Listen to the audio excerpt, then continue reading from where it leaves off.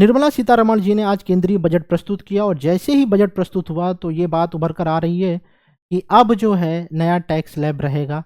सरकार जल्द ही आयकर विधेयक प्रस्तुत करेगी इस बजट सत्र में, जो अप्लाई होगा 1 अप्रैल 2025 से। ऐसा कहा जा रहा है कि 12,75,000 पे टैक्स जीरो देना पड़ेगा और कुछ लोगों का कहना है कि 12 लाख पर भी टैक्स जीरो देना पड़ेगा। तो ये 75,000 का गैप कहाँ से आया और 75,000 रुपये ये जो स्टैंडर्ड डिडक्शंस है ये कब इंट्रोड्यूस हुआ था और इसकी सीमा किस तरीके से आज 75,000 रुपये बढ़ाई गई, उसको बहुत ही बारीकी से समझेंगे। उसके लिए सबसे पहले हमें ये जानना होगा कि जो पुराना टैक्स स्लैब था वो क्या था और नए टैक्स स्लैब में जो स्लैब में चेंजेस हैं, यानी कि परसेंटेज ऑफ रेशियो जो है वो किस तरीके से चेंज हुआ है।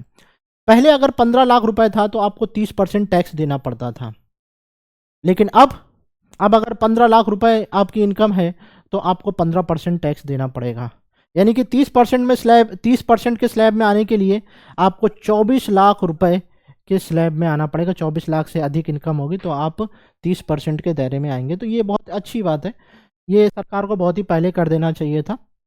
अब सपोज करते हैं कि आपकी इनकम 16 लाख रुपए है। क्यों माना 16 लाख रुपए हमने? क्योंकि पुराने वाले में 30% के दायरे में था। तो अब हम देखते हैं कि अगर जैसे ही आपकी इनकम 15 लाख से ऊपर होती है तो आपके टैक्स में किस तरीके के चेंजेस आएंगे।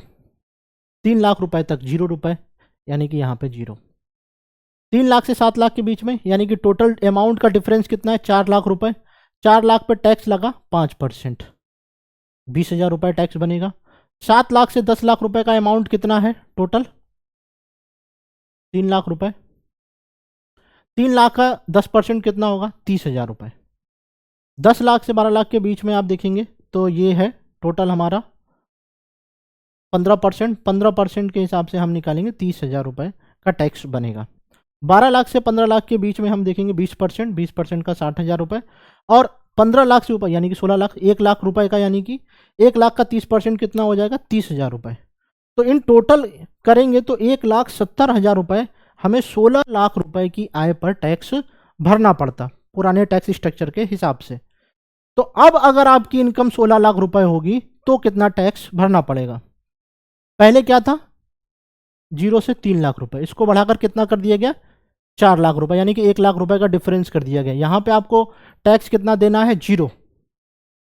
8 लाख तक आपको कितना टैक्स देना पड़ेगा? 5% के रेशियो से 20,000 रुपए, यानी कि जिनकी इनकम जो है वो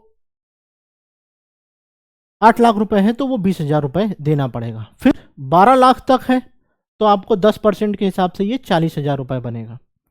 16 लाख के हिसाब से, 16 लाख रुपए के हिसाब से 15% हो जाएगा ये 60,000 रुपए। इन टोटल करेंगे तो 1,20,000 रुपए आपका टैक्स बनेगा। यानी कि पुराने के हिसाब से 1,70,000 रुपए टैक्स देना पड़ रहा था, नए टैक्स स्ट्रक्चर के हिसाब से 1,20,000, यानी कि 50,000 रुपए की बचत होगी। तो ये एक अच्छा रिफॉर्म माना जाएगा। अब ये 12,75,000 रुपए वाला कॉन्सेप्ट क्या है? आप तो ये कह रहे हैं कि सर 12 लाख पे तो यहाँ पे 12 लाख पे 10% के हिसाब से आपका इन दोनों का टोटल करने पे कितना बनेगा? 60,000 रुपये।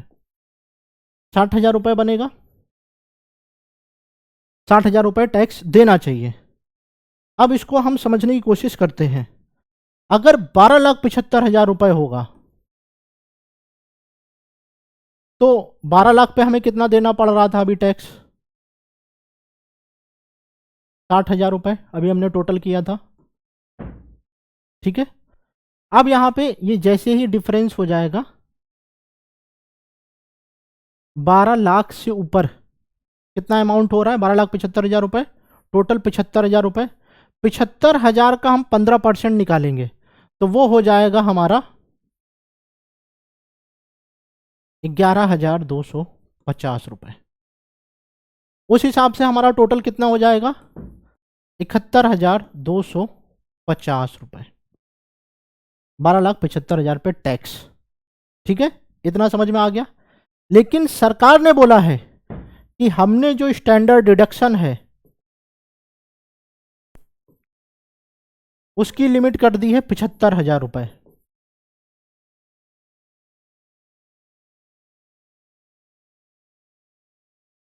और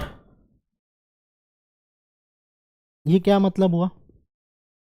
यानी कि अगर आपकी इनकम 12,75,000 रुपये है तो टैक्स की छूट आपको 75,000 रुपये मिलेगी। ये स्टैंडर्ड डिडक्शंस की वजह से। ये किसके ऊपर काउंट होगा? ये सिर्फ सैलरीड पर्सन यानी कि वेतन भोगियों पर और पेंशन कर्मचारियों के ऊपर ही एप्लीकेबल होगा। अब जैसे ही माइनस करेंगे तो आपकी इनकम कितनी हो गई? 12 लाख रुपए। ये 12 लाख रुपए क्या है? कर योग्य आय। कॉमर्स वाले स्टूडेंट ये बात समझ जाएंगे, कर योग्य आय। तो कर योग्य आय जो है वो 12 लाख पे आपको 0% टैक्स देना पड़ेगा, और जो टोटल इनकम है 12,75,000 उस पे भी 0 हो जाएगा। यानी कि भाषा टर्मिनोलॉजी के हिसाब से अलग हो जा रही है, लेकिन आपको यह बात याद रखनी है कि 12 लाख रुपए पर भी आपको टैक्स 0 देना पड़ेगा, 12,75,000 पे भी 0 देना पड़ेगा, लेकिन 12,75,000 पे आपकी जो कर योग्य आय है वो हो जाएगी 12 लाख रुपए, क्योंकि ये स्टैंडर्ड डिडक्शन अमाउंट है जो सरकार की तरफ से इंट्रोड्यूस किया गया था। ये इंट्रोड्यूस किया गया था बजट 2023-24 में। वहां पर जो लिमिट थी वो 50,000 रुपए थी। बात समझ रहे हैं? ये 50,000 लिमिट थी, जिसको इस बार के केंद्रीय बजट में 25-26 में 75,000 रुपए कर दिया गया है। तो 75,000 रुपए माइनस हो जाएगा टैक्स स्लैब में, जो कि हमारा बन रहा था 12,75,000 पे कितना बन रहा था?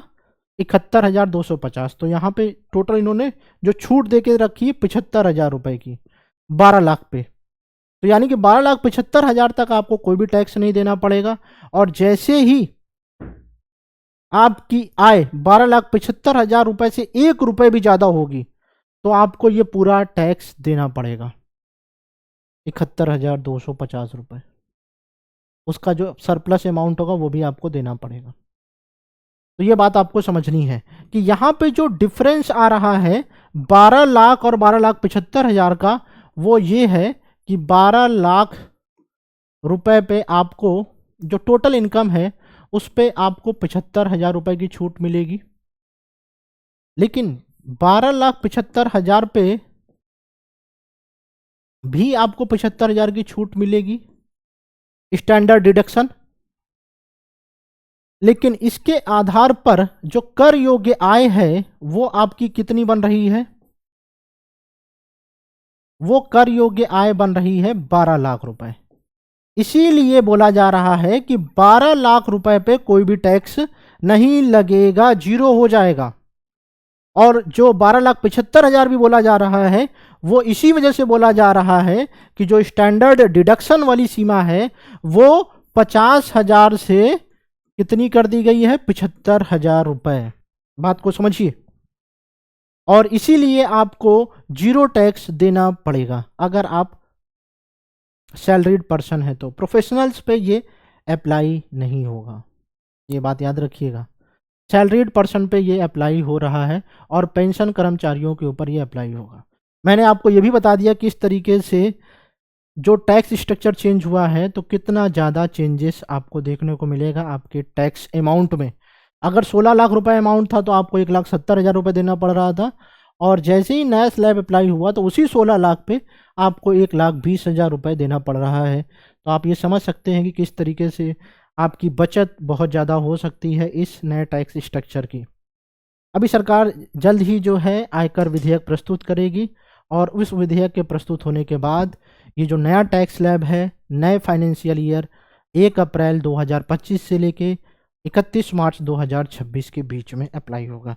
यानी कि जिन भी लोगों की इनकम 1 अप्रैल 2025 से लेकर 31 मार्च 2026 के बीच में 12,75,000 रुपये एज ए सैलरीड पर्सन है तो उन्हें 0 टैक्स देना पड़ेगा, क्योंकि स्टैंडर्ड डिडक्शन 75,000 रुपये का अमाउंट रखा गया है। जैसे ही आपकी आय 12,75,000 से अधिक होती है तो आपको पूरा अमाउंट देना पड़ेगा। उम्मीद करता हूं कि आपको चीज़ें समझ में आ गई हों। अगर आपको कोई भी डाउट है, कोई भी क्वेरी है तो आप कमेंट सेक्शन में पूछ सकते हैं। Thank you so much.